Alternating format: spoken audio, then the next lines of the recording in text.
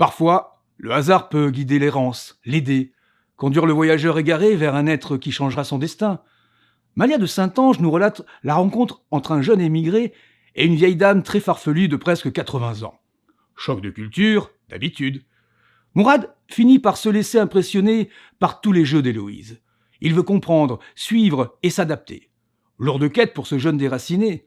Le tissage d'une profonde amitié sera pourtant réalisé malgré leurs différends, leurs oppositions, leurs débats, la maladie. Ce roman qui questionne est plein de rebondissements, de réflexions et de philosophie. Lorsque l'on croise son opposé, peut-on s'améliorer, se métisser, rendre plat nos cris et nos revendications de toujours? Nos encouragements devant une grande douleur d'autrui sont-ils toujours bien adéquats? Peut-on largement se tromper en voulant aider, en se croyant altruiste? S'est-on réconforté en respectant la langue du cœur de notre vis-à-vis? Et celui que l'on aide aujourd'hui, sera-t-il notre protecteur demain?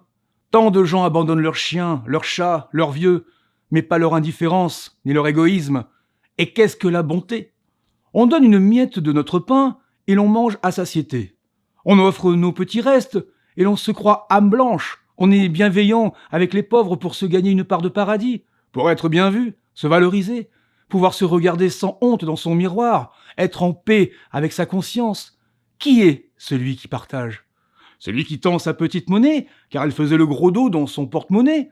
Ou celui qui ne mange pas 2 jours, ou plus, pour permettre à autrui de se nourrir à son tour?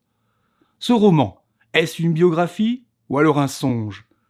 Quelle que soit sa nature, ce livre est un incontournable qui ne vous laissera pas sans émotion ni voix. Les Nomades intérieurs de Malia de Saint-Ange est publié aux éditions Ciné Laurent.